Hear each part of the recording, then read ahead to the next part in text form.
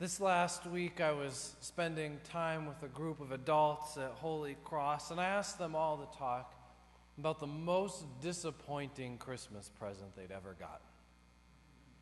There were some great answers and stories involving socks, dictionaries, someone who carefully unwrapped and rewrapped a Christmas present for them under the tree and got really excited about it, only to see it given on Christmas morning 2 weeks later to her sister.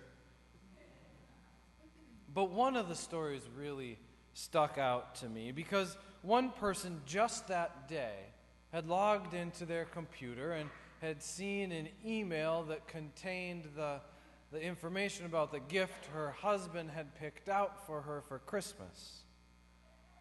And it wasn't something she thought was going to make a very good Christmas present for her. I'm not at liberty to say who this was. So, public service announcement, husbands of Holy Cross. Please double check your gift-giving plans for this Christmas and make sure you're really confident in what you're giving your spouse. No matter how prepared you are, Christmas is coming. And since we're in this church season of Advent, our church's time of waiting and preparation before we celebrate the birth of Jesus, waiting has been on my mind.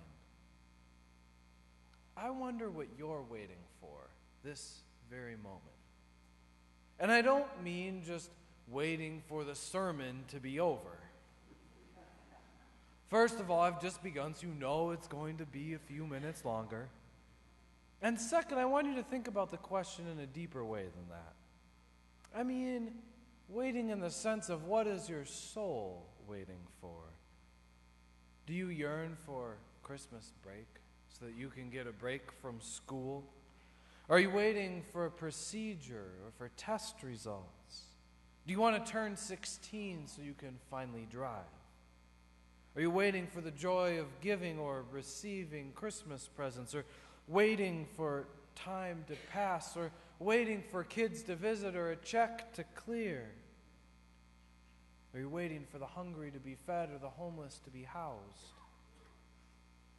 Take a minute now and try and discover in your mind what the one big thing that you're waiting for right now is. Go ahead.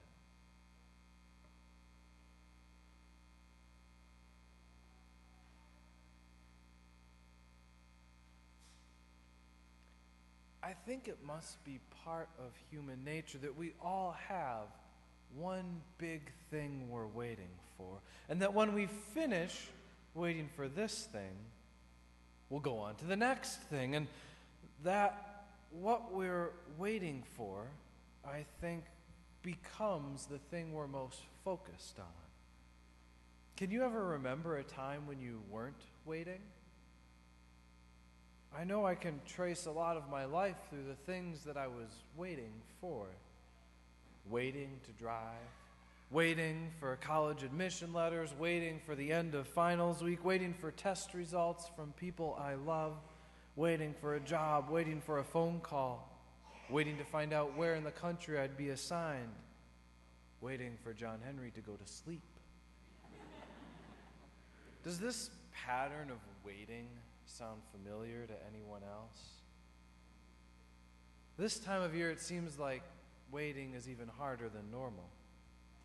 Most of us have all sorts of additional family and work and school busyness going on, and it seems like the only light during the day is between breakfast and lunch, and we all end up waiting for the holidays with mixtures of exhaustion and delight and dread.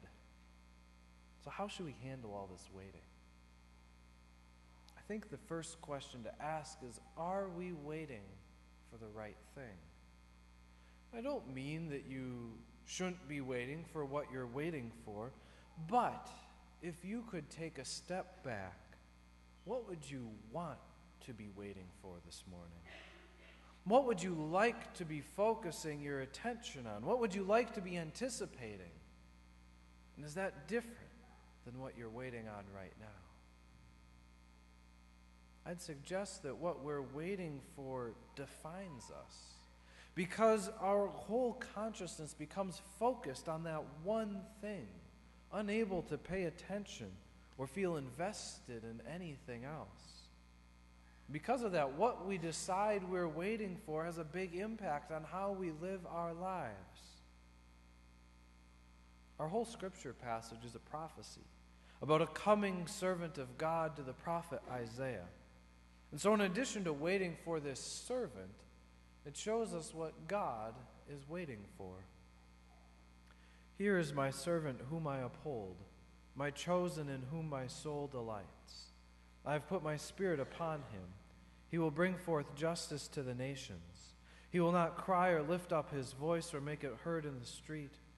A bruised reed he will not break, and a dimly burning wick he will not quench. He will faithfully bring forth justice. He will not grow faint or be crushed until he has established justice on the earth, and the coastlands wait for his teaching.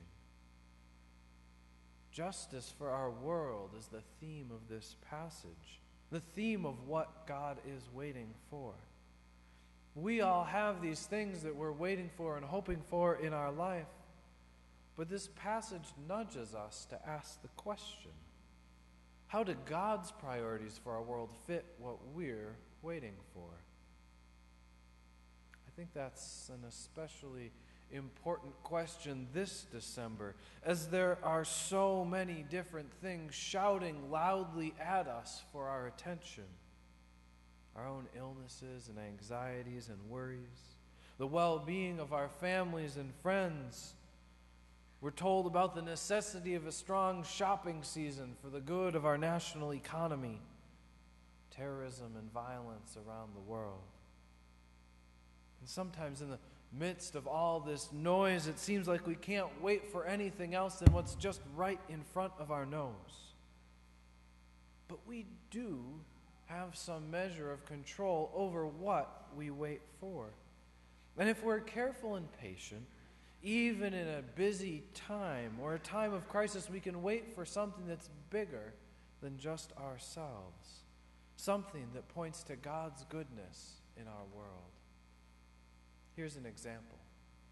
On the Sunday after Thanksgiving, about 30 people went from Holy Cross to our partner congregation, Hephatha Lutheran Church in Milwaukee, to worship and serve lunch. One of our students spent time during the service and afterward with a 4-week-old baby who's in the process of being adopted by a new mother who's a member at Hephatha. Later that morning, our student went up to the baby's new mother and asked if there was anything helpful that she could get this baby for Christmas. Isn't that incredible? Our student could have been focused on waiting for an iPad or getting out of school for break or just waiting to boring old church to finish. But instead, she was waiting for when this little girl, who's being adopted so young, could have a wonderful Christmas. There's an old story, it's almost certainly untrue, that Martin Luther said that if he knew the world was ending the next day, his first act would be to plant a tree. Even if he didn't say that, I love that thought.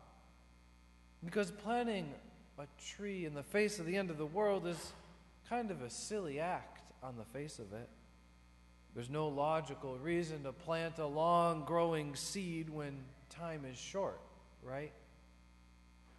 But really, I think that planting that tree would be an act of love, because planting a seed is nothing more than placing a bit of hope in the future. This Advent, I hope you will take the time to ponder what the one big thing you're waiting for and hoping for is, and then take the time to step back and think, is this thing what I want to be focusing my time and energy on?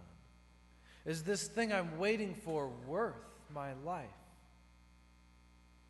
whatever you're going through, and no matter how busy you are, try to find a way to wait for something bigger than yourself, and to make your waiting an act of love. Amen.